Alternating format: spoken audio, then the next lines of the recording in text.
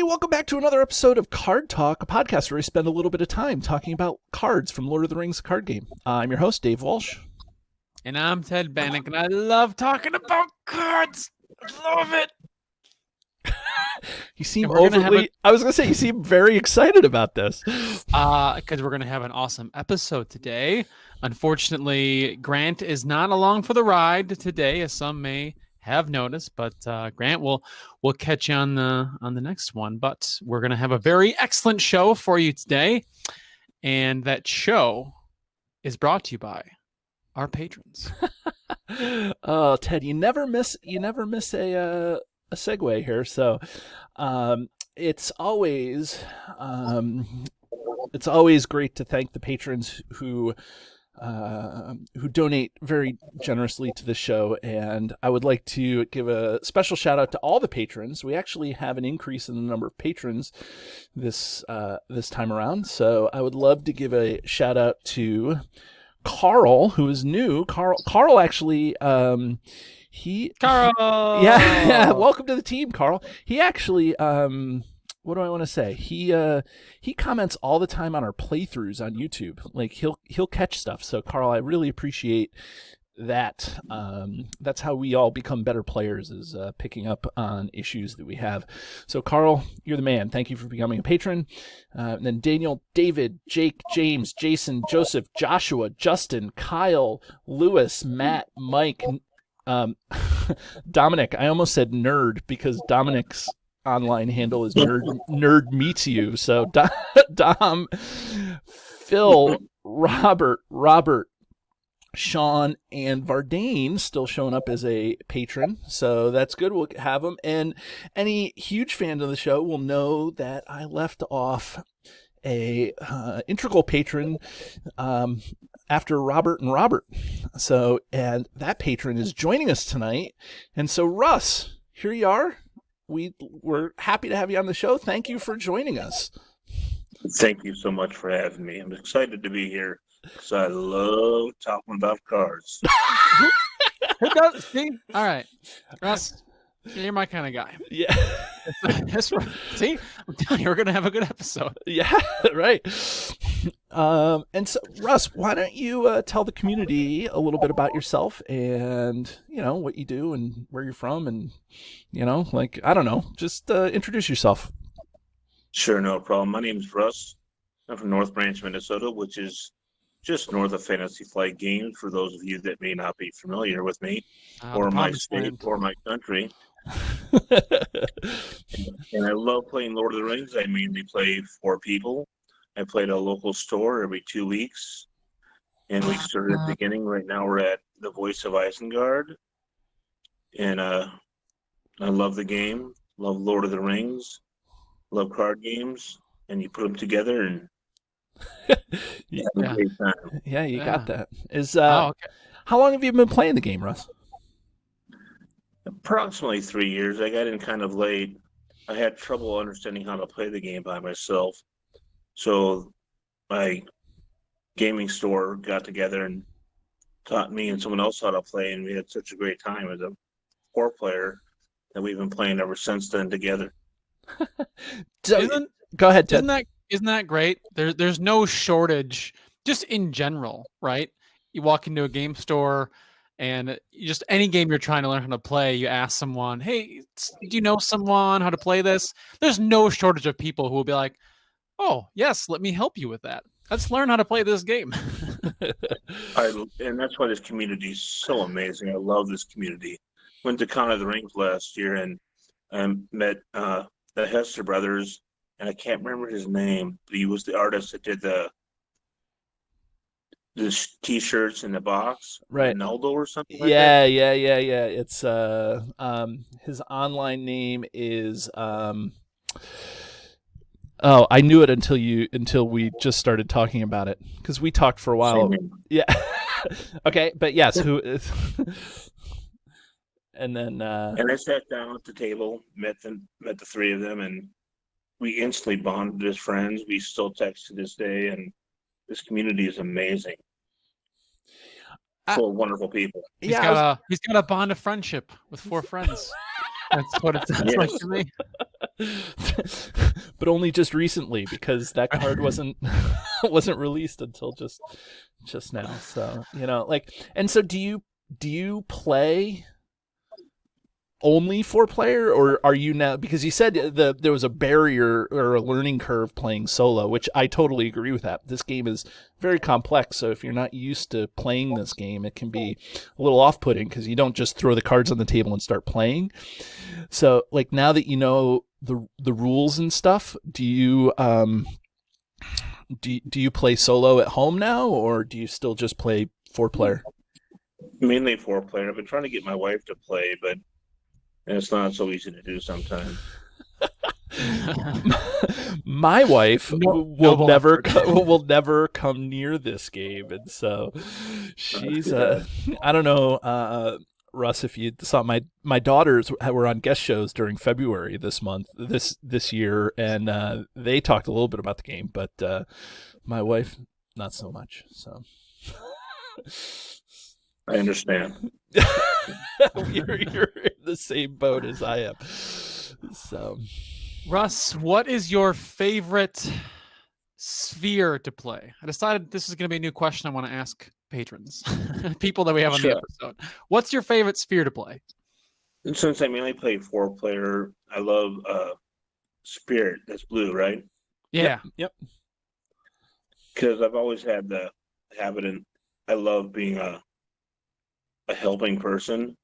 So when I can play stuff like Unexpected Courage or Test of Will or anything that can help the group, I just love being there to help my group succeed.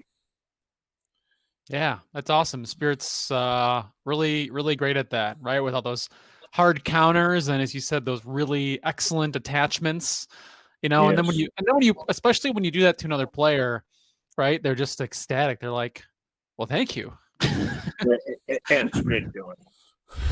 Right? And yeah, so that's very cool.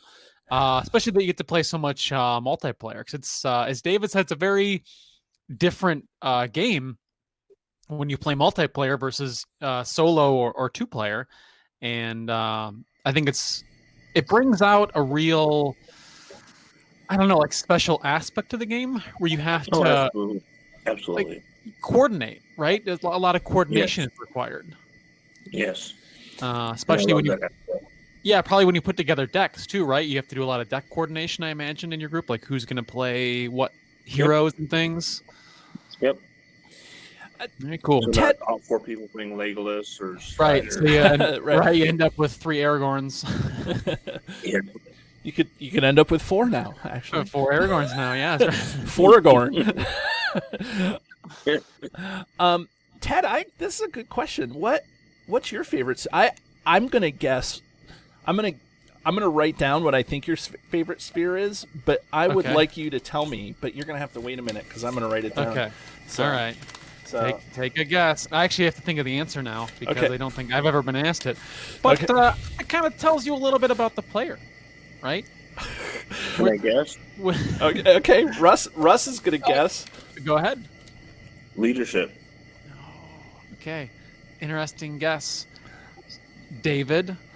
I'm not showing you until you tell me your answer, because I don't want to be accused of cheating. Yeah. Or influencing. So I would say my favorite sphere is lore with leadership.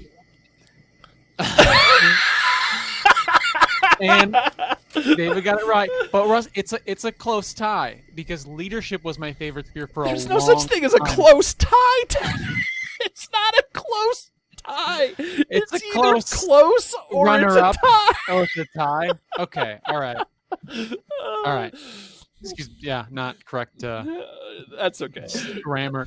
Russ, but yes, you have Ted it's all close and they're almost tied. You have Russ. You have Ted all flustered here. I do. I can't think straight anymore. He's not thinking goodly here.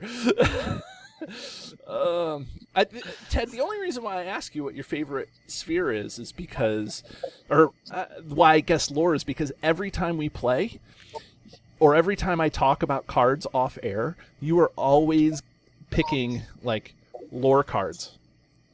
Like, hey, what's your favorite card in the Shadows of Mirkwood cycle, Ted? Strider's Path. Yeah. Of all the cards to pick of the Lore has original... just got some. It's got some like tricky plays and some manipulation, and I think that's kind of a fun thing to play. But leadership is right behind that, even though it's a totally different play style. Because leadership is more of this jack of all trades, Right. and sort of commanding and passing out benefits and things, and but leadership is it's close. Right. So good second guess. Yeah. Well, Russ, you said that you like spirit and Ted likes lore, so maybe we should start talking about the card that you wanted to come on and talk about, right? Well, why don't we guess what your favorite? I can tell you. Nobody's going to guess what my favorite sphere is. I have it. Do I have to write it down? I'm gonna write it down. I'm gonna write it down. Go ahead. It's okay. How can we forget our beloved host? All right. What's your guess, Russ? Does Russ? I'm trying to think of the Hobbits. I know you love Hobbits. That's it. You're right. Hobbits. That's my favorite sphere. I already wrote mine down, by the way. That's it. Gotta be careful. Well, Russ got it right. Hobbits. There you go. Did you write down Hobbits as your favorite? As my favorite sphere? The Baggins sphere. Oh. You got me on that one. Just because you love playing Bilbo. I do like playing Bilbo. Play Bilbo cards. Yay. That's really funny. Yeah. I don't know if I have a favorite sphere more than I have favorite archetypes. Like, I don't typically reach for... I like building by archetype and not by sphere, so that means that I'm probably... it's... I don't know. If I had to guess... I don't know. I seem to reach for leadership a lot. Like, a lot of my favorite heroes are in leadership. So, like, the new Frodo. Mr. Samwise. Yeah, Sam Gamgee, who's one of the show's number. It was our first thing that we gave a 1 to. I think was Sam Gamgee, hero Sam Gamgee. But I don't know. Tough to say. Yep, yeah, right? I do love Bilbo. I love Tactics Bilbo. So, I don't know. Nobody loves Tactics Bilbo anyways, but I'm also a fan of archetypes, and if I build for myself, I love elves. Yeah, the Sylvans, right? Absolutely. Or Noldor. Do you prefer? Do you like Noldor or Sylvan better? I love Sylvan, but the hero we're talking about today is Noldor. Ah, okay. Well, but he's great for a Sylvan deck. He is great for a Sylvan deck. That's for sure. Very true. Do you want to introduce us to the card we're going to talk about today, then, Russ? Absolutely, I'd love to. Today we're about to talk about Elrond. He's a noble. He's Noldor. Costs 13 for the threat.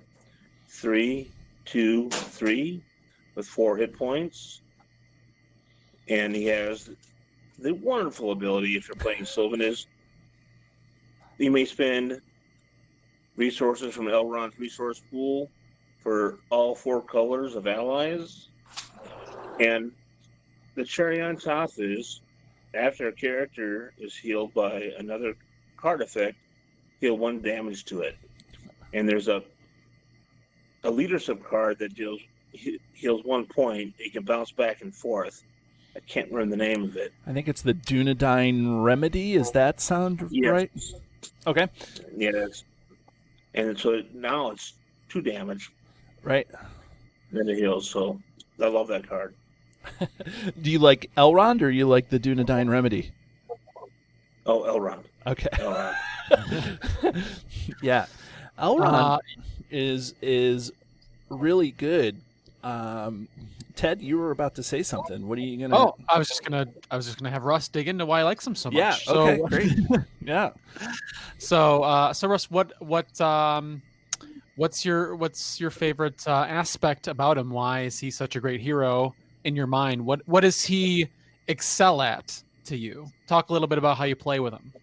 Oh, absolutely. I used to play Magic. I assume that you're both familiar with that card game. Yep. And I love playing multiple colors. And when you're playing Elrond, you can bring all 4 spheres into play. And they can play Olorian or other cards that reduce your cost, or Suit of Gondor.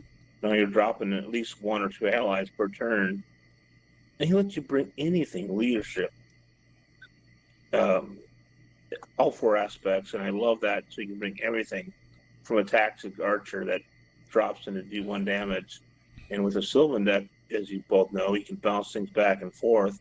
So now you're dropping in archers that do a damage, or dropping in a spirit that puts 1 progress on the location. And you're bouncing them back and forth. So you're getting all this amazing bonuses that get to count this 2 or 3 or 4 times. Yeah, I mean that's exactly it. You know, like one of the things I think that is amazing about Sylvans is the interplay ability, and then Elrond only would seek to make that go quicker. You know, like I think that in a Sylvan deck, you're using probably that first line, pay for, you know, or counts more than you're using the healing, because Sylvans are notoriously squishy, so you're not healing much except on heroes. And it's funny because Russ, I'm going to give everybody a little behind the scenes, but when we were talking about which card you were going to do, like you were like, how about Elrond? And if you didn't want to do Elrond, how about the Galathon Archer? And if it's not the Galathon Archer, how about the Marksman of Lorien? Or how about Olorien? Like, it was obvious to me that you were my spirit animal because of all the cards you chose. I was like, this guy loves Sylvans. We should have had him on the show a year ago.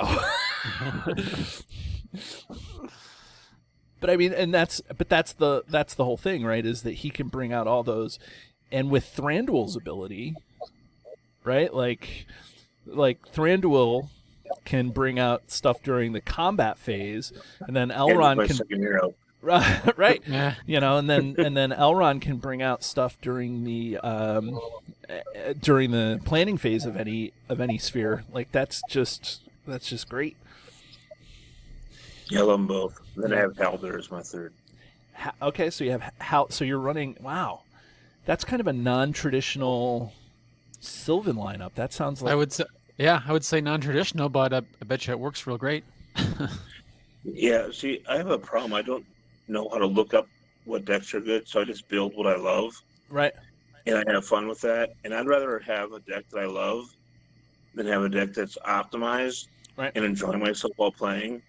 Right. I think that that's my problem too. I think that, like, I mean, I know all the resources that are out there, RingsDB and like all the blogs and all that stuff like that. That's fine. But I build a deck and I want it to be fun for me to play. So like, you know, like, you know, winning is fun in this game, but playing is also a lot of fun. You know, I don't know how much of the game you own, but I've just recently broke open. Okay. So I just recently broke open my Land of Sorrow AP, right? And so I've been beating my head up against the wall playing that, but I'm like, this is good stuff. Like, oh my gosh, this is good stuff. Even though I'm not optimizing my deck, I'm still playing just because it's fun. And losing in this game sometimes is a lot of fun, based on the scenario, I guess. But well, you gotta lose to learn and to adapt your deck and to adapt your play style. Right. If you never lose, what's the point of playing? Right. Well, and that's what I really appreciate about the core set and Escape from Dol Guldur. You know, like if that core set was super easy, and you could beat Passage through Mirkwood, and then you figure out Journey Along the Anduin, and then you can beat Escape from Dol Guldur. Like, I don't know if this game has as much legs as if you as if you're playing Escape from Dol Guldur a million times just to try to beat it. Like I strongly agree. You know, like I think that's good. Ted, we seem to have gotten off topic, and Right. but rarely happens. Yeah, I know how laser focused we are on this show. What's your? I mean, you have Elrond in a lot of your decks, so yeah, so I what could do you talk think? all day. I could talk all day, but I'll give you some brief highlights. Russ, I agree that sphere blending is a wonderful ability, and I remember very early I played the game when it came out, and I was trying to think of characters that they were going to come out with, you know, after the first cycle mainly, and I'm like, wow, like who's next? Who are these characters they can make? Someone had mentioned like, oh, what about Elrond? Because he had not come out yet at this point. And I'm like, no, Elrond's like too powerful. He's like too strong. He's got such a big presence in Middle Earth that I'm like, they wouldn't make him a hero, you know? Right. You can't make him an ally. Yeah, and then he dropped, and he's as amazing as you think, as you should be.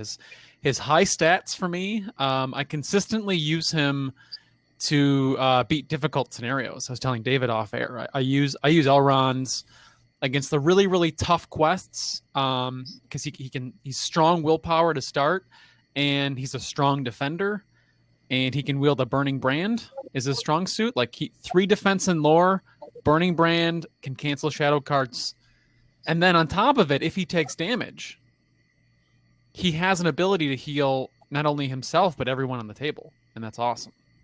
Yeah, I agree. I mean, Plus, his character in the lore is just amazing. Just think of what would have happened in Middle Earth if LOTR would have listened to Elrond and thrown the darn ring back into the fire from which it came. yeah. Well, whose Middle Earth would it have been at that point, right? It wouldn't have been. It wouldn't have been. It wouldn't have been Sauron's to try to take over then at that point if Isildur would have done it. Interesting, since you brought up Isildur, Russ. An interesting piece of trivia is that Elrond is the only character to be mentioned in all 3 J.R. Tolkien books in the proper text of the book. Gandalf is mentioned in one of the appendices of the Silmarillion, but Elrond is a major character in the Silmarillion. Maybe not major, but he's also in the Hobbit, and he's also in Lord of the Rings. So, yeah, he's a major character. I absolutely love the guy. Yeah. Are you you've read the books and done all that stuff, or? Yeah, I'm no Tolkien file, but I absolutely love the books. I read the Silmarillion. And I know it's a hard read, but come on, guys, if you don't, you got to give it a chance. It's like the history of Middle Earth. It's just amazing. Right. And I mean, if you're playing this game, you like hard things, so you might as well pick up the Silmarillion, right? Well, I mean, Russ, we've been on the horn here talking about Elrond for, 15 minutes, and we have yet to talk about the major attachment that goes on him, right? Like, do we talk about Vilya when we talk about Vilya, Elrond, please? His ring. Talk about his attachments, right? Do we talk about his ring? Like. Wow, I feel dumb. I've never put that in there.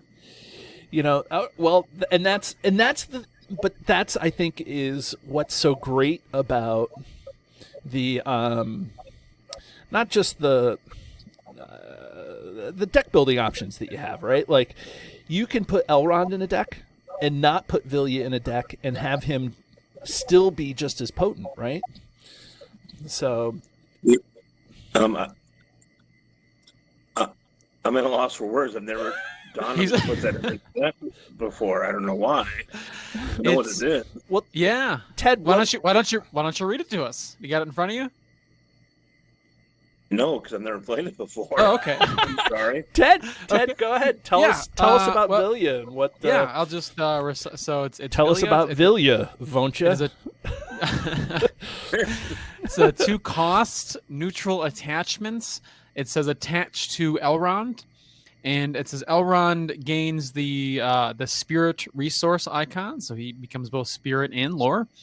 And it has an action that says exhaust Vilya and exhaust Elrond to reveal the top card of your deck, and you may play or put into play the attached card. And if you can't, it goes to the bottom of your deck or something. I'm doing this from memory, so that's roughly what it does. If you can't play the card, it just goes to the bottom of your deck. If you get a unique ally that's already in play that you can't play. And yeah, man, Elrond, wielder of the Ring of Power, right? He came out with this card, and I was like, holy smokes, not only did they print Elrond, they printed his Ring of Power, and it's super freaking powerful. Yeah, that sounds amazing. I would have to put that in my deck. I don't know why I never did. Oh, give it a run. Well, I was gonna I was going to say that the one deck that C-Stan made, and Russ, I know that you're not like a researcher. You play basically what feels good and what feels fun to play. But the one deck, the deck that was built to beat every quest, was an Elrond Vilya deck. Was a deck that could just pull out any ally whenever, because that's what you do. If the top card of the deck is Gildor and Glorian, you draw it and you put it into play.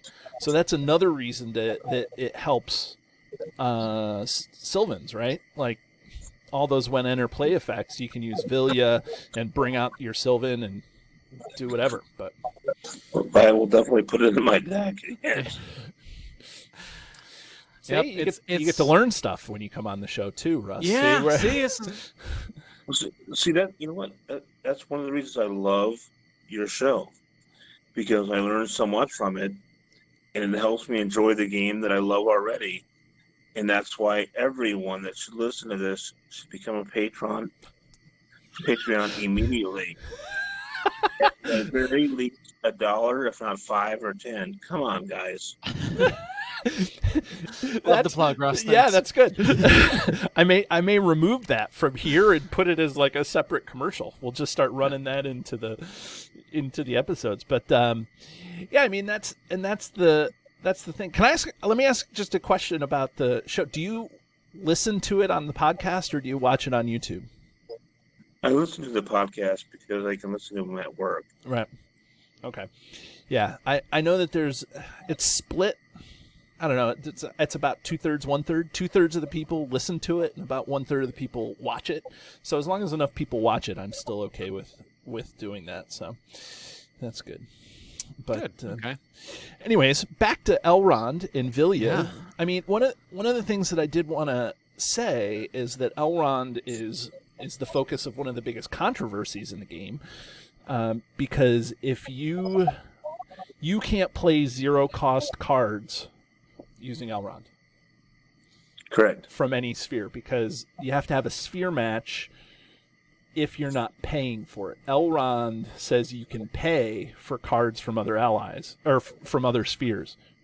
But if for some reason that ally is a 0-cost ally, like Galleon, you can't use Elrond's the passive ability there to pay for it, because you're not actually paying for. Yeah, that's a minimum of 1. Yeah, so you have to actually pay for the ally. So that's always crazy. So how does Olorian come into play with that? Well, so Olorian is interesting because I think Olorian, and I'll look that up right now, but I think Olorian only can reduce the cost down to 1. It reduces the cost of the next ally, Sylvan ally, by 1. But it reduces it to a minimum of 1. So if you have a Is it? one, Okay. yeah. So if you have a Does one it? cost, yeah, it's there. So if you have a 1 cost ally, you can't use Olorian to reduce its cost to 0. Okay. So that was something I looked up. I think I think that originally, well, I don't know. I don't know what the original design for this card was. I've talked to Caleb about some of it, but I don't know if it was originally meant to be able to bring zero cost allies in, or if it was not. So, yeah, Olorian's got to a minimum of one clause, so you'll never be paying zero. So there's really not quite that worry. One of the things, and Ted and Russ, feel free to chime in, but we're talking about my favorite thing, right? We're talking about Elrond slotting into Sylvan decks a lot, but I feel like Elrond can fit into a lot of different styles and archetypes and play styles and deck types for multiplayer or solo and things like that. So, Ted, can you comment on Elrond's versatility?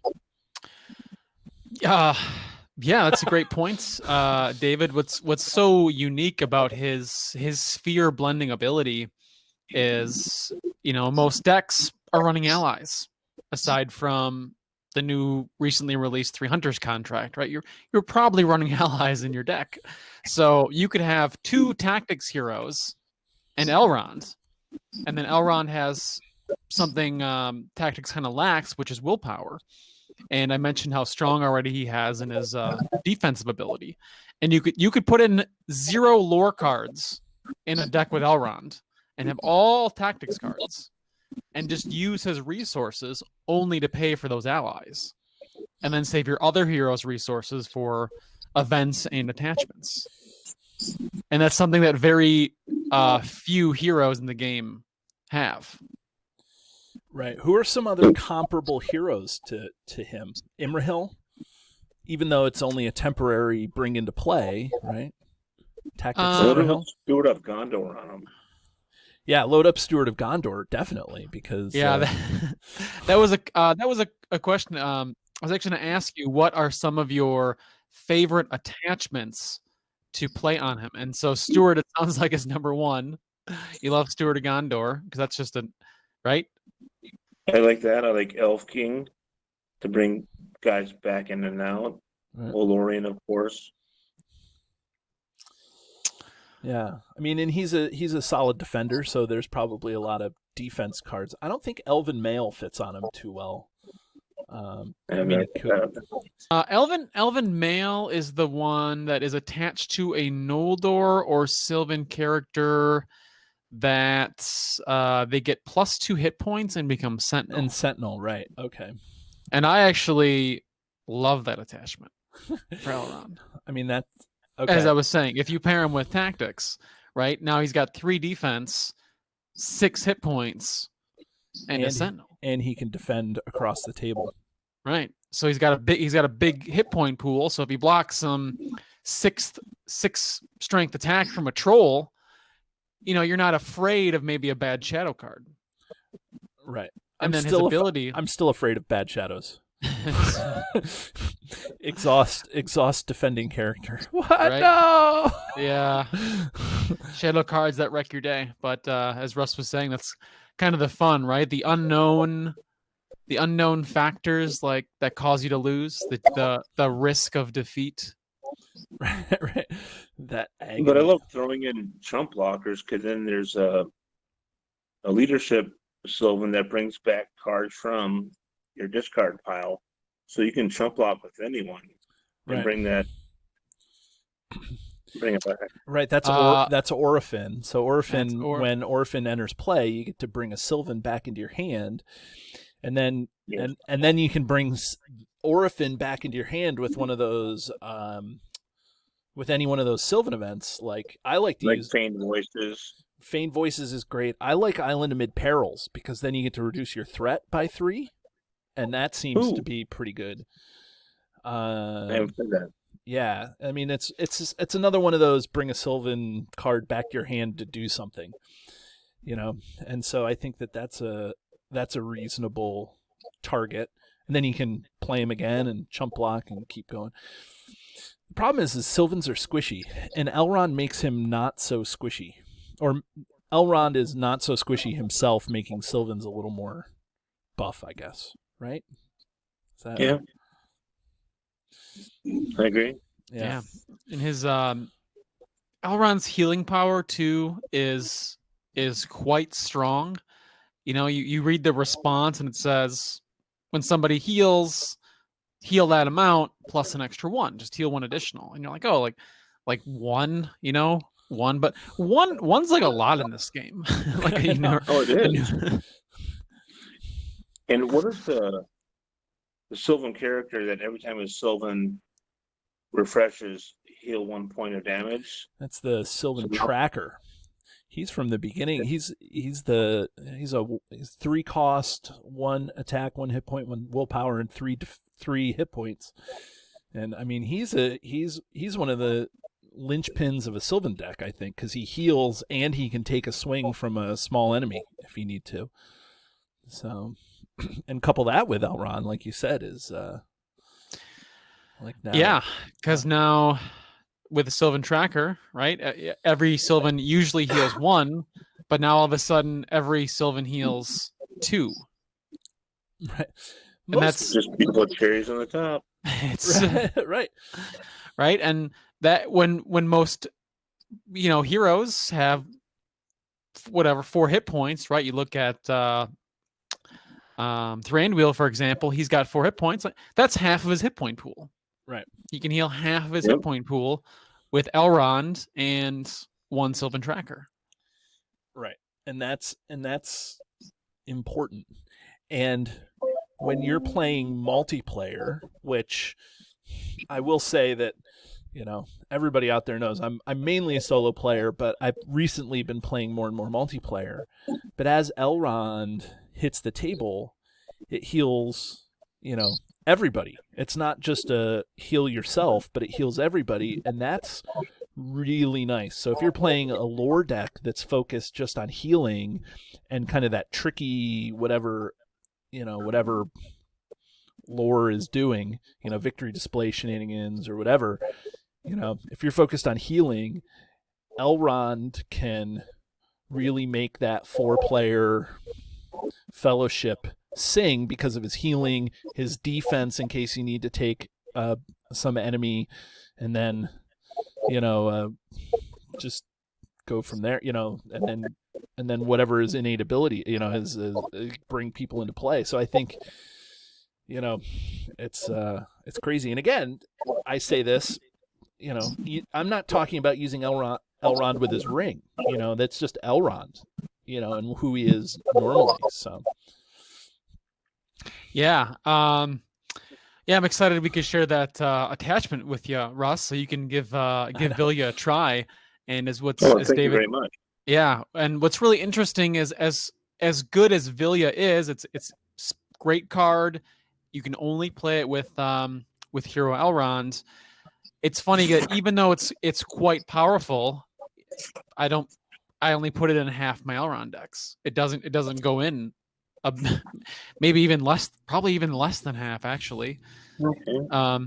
Because he's so versatile. He does so many different things in different decks. You know, a lot of times I throw on he's a great target for Light of Valinor too, the Spirit attachment, where they it makes your Sylvan or Noldor hero not exhaust quest, and that lets you just use his awesome stat line to quest, and then he can defend, or he's even got 2 attacks still. Yeah, I do believe I play that. Now, Russ, I do have a question for you. When you play, do you have like one deck that you just play the heck out of all the time, or do you tinker around and make new like do you have 3 or 4 decks that you have put together so that when you go to the game store you have options, or what's your main? Well, I love building decks, even though I'm not that great at it. I just enjoy doing so. But I probably play either my quote questing deck that's all blue with all the hard counters, and then I mix between the Sylvan deck, an Eagle deck, and that's pretty much it. Yeah, even those are some good. Those are some fun choices. I mean, even Elrond. Imagine Elrond in an Eagle deck, right? Like that's resource Elrond smoothing, and Elrond with Vilya in an Eagle deck. Oh my gosh! And Radagast, right?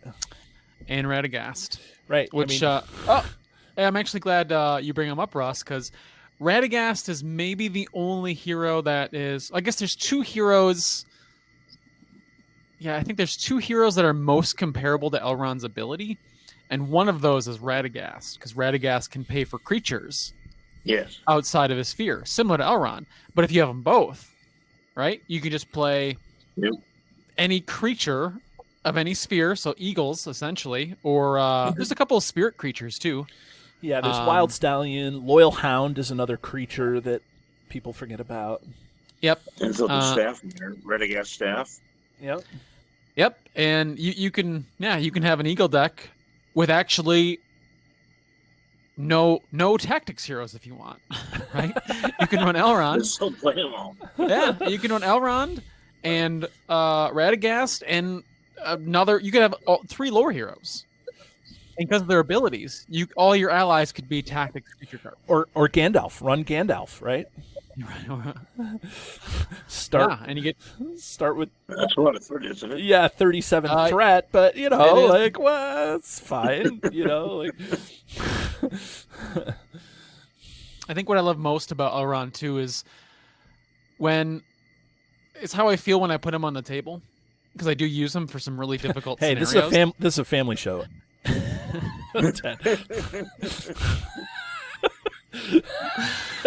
When I physically place him gently on the table. That just got creepier. Okay, go ahead. A little. With his soft hands.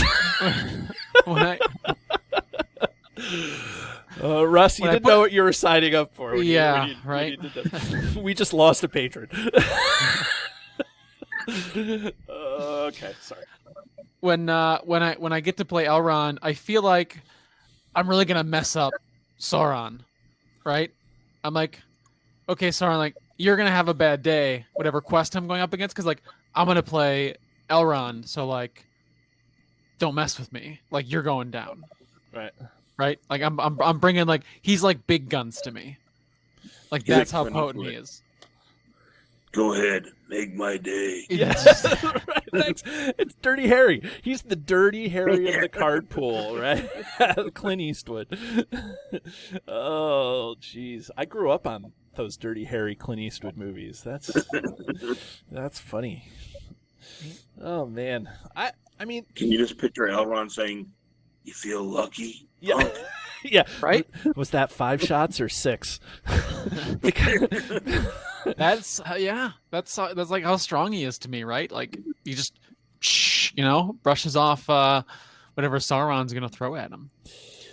Well, what are some of the out of the box things that I mean, it's good to talk about Vilya, it's good to talk about Burning Brand and Elven May and things, but what are some Ted, what are some out of the box things that you do with Elrond? Like you have a deck that specifically has all sorts of allies but doesn't run Vilya, right? Isn't that like that's what I guess I'm getting at? But yeah, well, like I said, he's so versatile that you can Vilya like is kind of a deck in and of itself. Right. You have to kind of plan for Vilya because Vilya takes an action to do. So you have to like run Unexpected Courages or Light of Valinor, or something else to give him action advantage. Or you have to plan to not use his stats because his whole action is Vilya. So a lot of times he goes into decks. So I'm like, okay, this deck has this quest I'm going to play has a lot of archery. Like just archery is everywhere in this scenario. So I need the power of Elrond's extra healing with Warden of Healings to overcome like that part of the quest. Right. So what's the new card, Song of Healing? Oh my gosh, that's ridiculous. Song of Healing it's twice as potent with Elrond. Right. Right? Because now instead of discard a card to heal 1, it's now discard 1 card to heal 2. And that'll instantly save you, right? Where you need to put more archery damage somewhere, or if you're going to block an attack and you already got some damage on you, you can just, I'm going to heal up. I mean, the one drawback with the Song of Healing, I think, is that you only target the attached hero. So, I mean, you can run it on your big defenders and do all this, and that's definitely going to help. But Song of Healing on Elrond is good because it'll heal himself, but you're not healing across the board. It's not like a Sylvan Tracker, that's for sure. No. You're only healing the attached card. But then, I mean, the Song of Healing is nice with things that go in the Noldor archetype because you're discarding. So, you discard your Elven Light, and then you can go from there. Awesome. That's which is nice. So, and it's in Sphere with Elrond. So I think that's all healing. I think for the most part is in lore. Yeah, it's pretty much in lore, except for the card Russ mentioned earlier, which is that Dunedain Remedy, right? Which really gives that card a big boost. Yeah, to get some healing out of it. Some people pan that Dunedain Remedy, but I don't know. Yeah, I don't know if we've done a show on that. No, we haven't. And I feel like we should. I feel like we got to tee that one up. Okay. Well, we do have, let's see, there's 2,000 player cards, and this is show number 172. So we have about 1,850 shows to go. So, all right, looking forward to every one of them. Yes. Same here. Yes. So's Russ. Right, Russ. Oh, jeez. I don't know. Should we think about wrapping up the show and ringing the card? I think so. I think right before we get to ringing him, the last thing I will bring up is just briefly, let's talk about his card art and flavor text. Oh, yeah. Definitely. Because it's Elrond and it deserves to be talked about. Right. So go ahead, Ted. So his flavor text is, "But you do not stand alone," quoted from the Fellowship of the Ring. And that is just... I love how much they take care of matching those things up, and that's how I feel when I play Elrond. I'm like, yeah, I'm bringing Elrond. He's bringing his friends, and it really encourages this fellowship type play style. And then the art, my goodness, it's gorgeous. Well, it's absolutely gorgeous. It's a Magali, right? So Magali Villanueva, which she's been responsible for doing some of the best art in the game. It's just phenomenal, you can't argue with the quality. He looks so just like young and his immortal elf like appearance, and he's got like the leaves falling, and I wouldn't say he's quite in Rivendell because it looks like he's more in like a wooded area with like a stream, but with the leaves falling, he's like maybe nearby. Right. But very regal. Right. Yeah. Right. Yeah. He's that real regal, noble appearance, and you just sort of see the strength of his character portrayed in his artwork, which is awesome. I love staring at it when I'm playing. Same here. When you're putting them on the table. When I'm putting them on the table, I love staring at them. It's just I don't know. It's late here, guys. You have to give me a break. But but I would say that I agree with the regal, but he's regal without it being overdone, which I think hits the theme of what the elves are anyways. Like, they are not ostentatious. They're just who they are and really good at it. And they don't boast at all. So he's royal and regal, and he's got the deep, like, looking beyond you sort of eyes, but then, and just kind of an understated, I don't know. Yeah. And then you can see too, like he's wearing his Ring of Power too. He's wearing Vilya. Right. You can see, and it's just sort of like subtly, like, it's not so prominent too. It's kind of in a little bit of shadow, even. Right. Some of the art, but you can see just like his arm was put there so he can kind of show it off and it can be in the picture, right? Like, that's on purpose, but it's not such a main focus of his artwork. Yeah, because it's not what makes him who he is. It's just a minor aspect. So I agree. Right. Yeah, that's very cool. Yep. Well, should we move on to Vilya-ing this guy? I mean, ringing this guy? Vilya, please. Vilya, please Oh. ring Elrond. Very clever. Yeah, well, Very clever. we do what we can around here, Russ. It's a little penny And show that we got going on. overuse Vilya puns. Yeah, right. On the Elrond show, right? Like, we haven't ever done a Ring of Power show, so, so we should probably spend a month and do the 4 rings of power that are in the game. We did it. I guess we did the Ring of Thror once.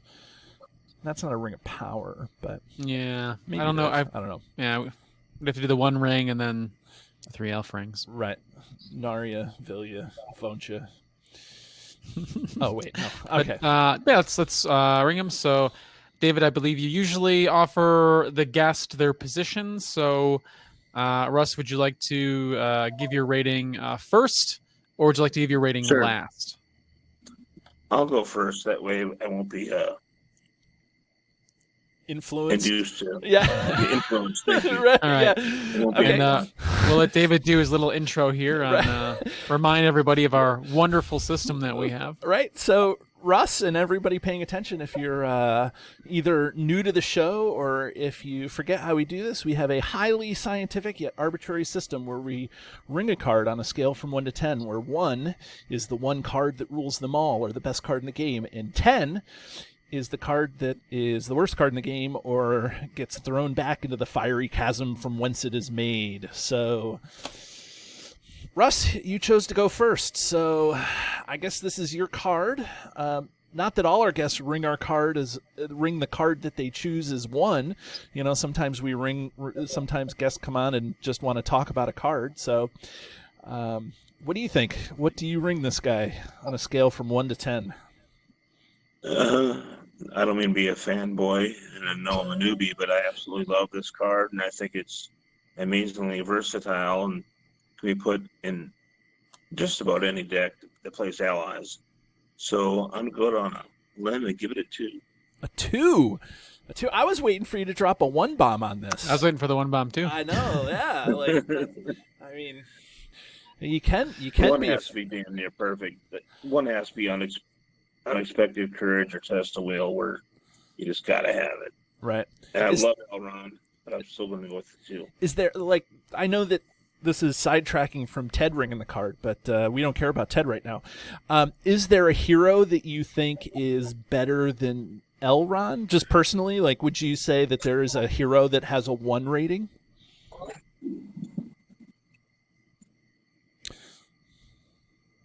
I'm sorry, caught me off guard. I'm trying to think. Well, if nothing comes I to love mind, the then maybe shipwright. not. You know, like Círdan is The nice. shipwright's great.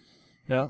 I love Eleanor but I don't like her questing power. So Right. the more you ask me, I think Elrond may be the greatest hero of them all. Okay, and that's fine. I wasn't trying. Ring, Russ. If you wanted to, don't let him bully you out of it. Okay. I'm not trying to I'm bully. sticking with it too. Yeah. Okay, so that's fine. But that's a good question, David. Yeah, we're just kind of curious, like right, you know, because everyone plays the game differently and has different opinions on cards. So it's always curious for us to know, like, well, who else do you commonly play, and who else do you think is good? So, right. To me, when you have a number 1, that just better be Elrond for a threat cost of 8 or something like. Right. It's so insane that you got to be crazy not to play that card. Right, like for a 1. Maybe Spirit Glorfindel, like 5 cost with a whole bunch of stats. Like that's pretty good. Yeah, something like that. Right. Okay. Like I think that Samwise Gamgee is a number 1 hero. Like but really? I love him and I love his ability. Like he was my first number 1. I gave him a 1. Wow. Yeah. So I never gave another hero number 1 but there are attachments that get number 1. Sneak attack, like you said, unexpected courage, things like that. So Feint. Yeah, feint. You know, like those cards are all like like you just need to always consider putting those in a deck. They may not eventually make that color. That's fair. You're playing that card. Yeah, test of will. So. We'll have to. Of course, we learned that Russ is going to be adding Vilya to a deck hopefully sometime soon, and we'll let Right. We'll let you play Vilya, and then you can come back with your rating, and then you can right, and then you can modify it to you can back to modify a it one. and let us know if it makes them better or worse. And I have a feeling you know what the answer is, but we'll let you form that yourself. All right. Right. Ted, you ready? Yeah, I think so. I don't think I've ever rated a card a 1, and I, like all these questions actually that you're asking, David, is making me wonder, like, what am I saving that rating for? And am I only going to put that rating on like one single card in the game? Or are there multiple ones? And I feel like there can be. I feel like there can be multiple 1 cards, and I use Elrond so much to be, like I said, really difficult scenarios. And he's always reliable, and his healing is so potent when you combine him with other great effects like Sylvan Tracker, Warden of Healing, all things we discussed. And I'm going to give him a 1 rating. I think I'm dropping the 1 bomb, Russ, for the first time ever on this patron show. On the patron show, Ted drops plus his, like I said, plus his art. His art is plus good. Vilya. The Vilya decks are if you build a deck around it, because that's what you want to do with it, you decide, I'm going to make this the main focus of my deck, and you can really abuse it with Hero Gandalf, especially. A lot of other tricks. You can gather information to guarantee Vilya or to help Vilya get out? Yeah, there's lots of ways to help get Vilya. A couple of top cards are Gather Information is great. Master of the Forge is commonly used too. The 2-cost lore ally, because he searches the top 5 cards of your deck for an attachment every turn. And there's things like Heed the Dream. If you put so if you start with Lord, I think the one deck has Denethor. Almost has every leadership. card. The one deck has leadership Denethor, because you start with 3 leadership resources on leadership Denethor, and then actually, you can. It's Tactics Aowen, Elrond, and Arwen. Oh, okay. Well, Yeah. If you start with leadership, but you could start with leadership Denethor. If you start with leadership Denethor, you can start with enough resources to trigger Heed the Dream right from your opening hand, because it's 1 lore, and then it's 3 leadership to go look for out of your whole deck, whatever it is. So yeah, Heed the Dream is also used. So if you start with leadership Denethor and you open up your opening hand with Heed the Dream, it's as good as opening your hand with Vilya if you want it. Right. Yep. It's basically it. Copy 4, 5, and 6 of whatever card you want if you're starting with Lord Denethor. And David, what about your ring rating? On this show, on this show, you have to learn that we grow on this show, right, Ted? I'm also curious. Okay, this is a repeat episode too, for which me. I wasn't on. Right. So for you, what was your last rating? Let me start with that. What was your last rating? Well, and I'm curious, it all gets wound together do you recall here. Grant's rating as well. Yeah. Okay. So cover those two for us. A little behind the scenes of Card Talk is that Grant keeps track of all our ring ratings on a spreadsheet. So we can look up all the ring ratings of everything that we've done forever, including Ted's stuff. So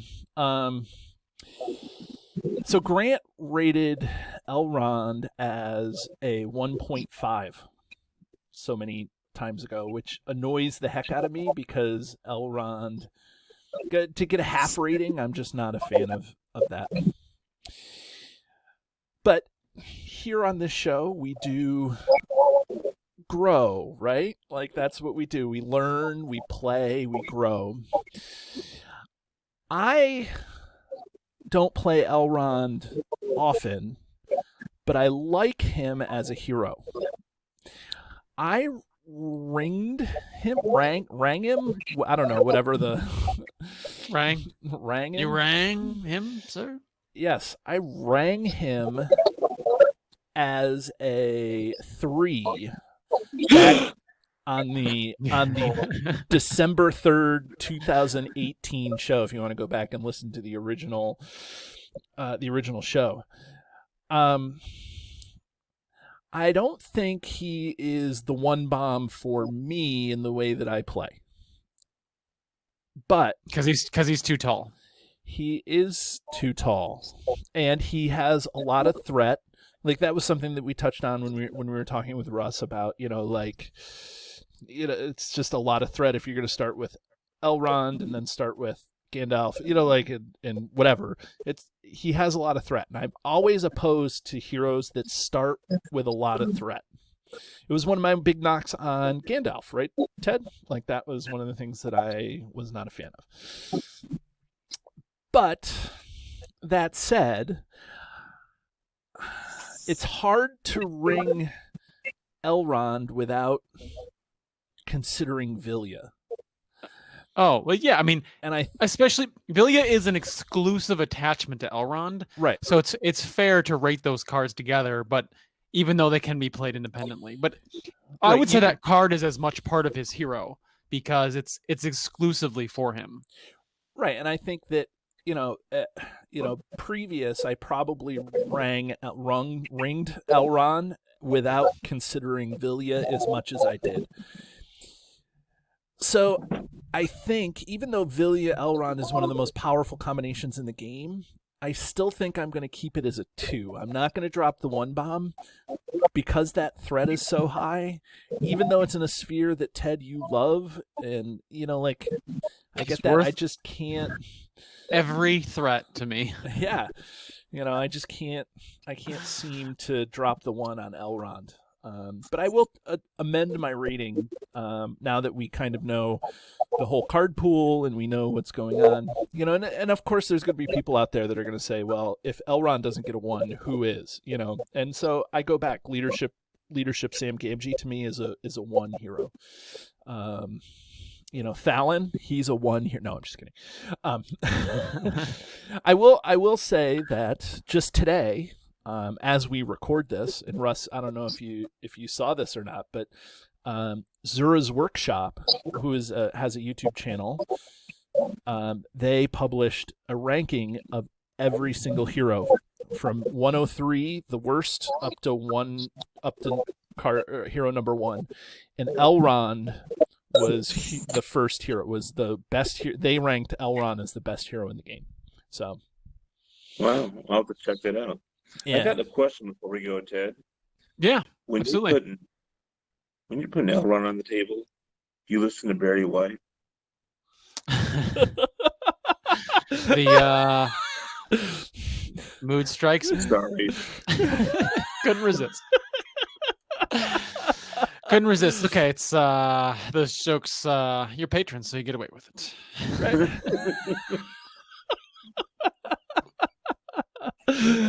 Oh, yeah, man. This is it's been fun. Rivendell's got. I feel like Rivendell has got a lot of mood lighting, right? We should make that an attachment just for Ted. Yeah, the Barry White attachment.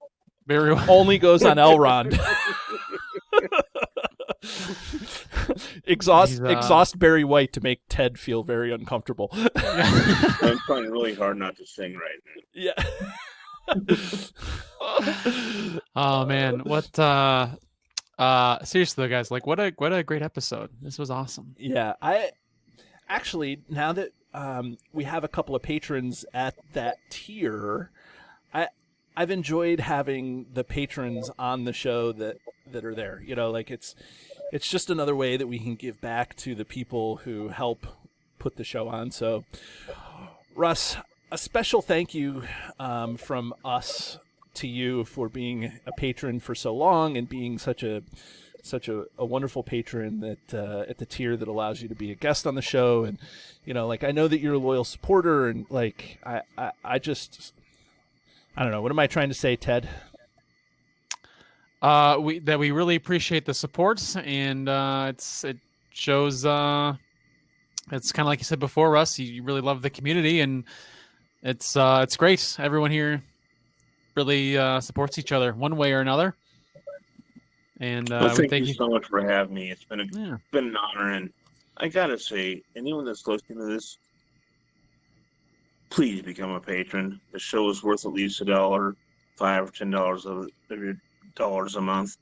That's what, a cup of coffee, a Big Mac, or something like that. Become a patron. It's the only right thing to do. There you go. No coercing or for Right, yeah. that endorsement. And Yeah. we get use the Patreon money to help keep the lights on and whip up some special surprises too that I'm really excited for in the future. Actually, the exciting thing is that you can just barely see a part of the swag from my video. So Now it's gonna be like a yeah, who's gonna stop? where's Waldo type thing, and now people have to go back and rewatch it and see if they can. Right. So, anyways, Russ, thank you so much for joining us, and we'll have you on again if you'll have us. We'll have you on again sometime. Oh, absolutely love to. Thank you, David. Thank you, Ted. You guys have a great night. Okay, everybody. So there it is. Join us again as we talk about more cards in the game. Have a great night. Do you love the content? Here's what you can do to stay connected. Become a patron. The money collected through Patreon goes into keeping the lights on here at the podcast. We love our patrons, and you can join at many different levels. Visit patreon.com/cardtalk2018. You can subscribe to us, whether you're watching our YouTube channel or you're listening to us in your favorite podcatcher. Hit the subscribe button to get notifications of all our new episodes. Didn't know we were an audio podcast? Find us by searching Card Talk to get access to our 120 plus regular episodes. Didn't know we were a video channel? Find us by searching Card Talk LOTR LCG on YouTube. And there you can find not only our regular episodes, but you can find our bonus playthroughs and other content related to the game. Want to get a hold of Ted, Grant, or myself? Feel free to email the podcast at cardtalk2018@gmail.com.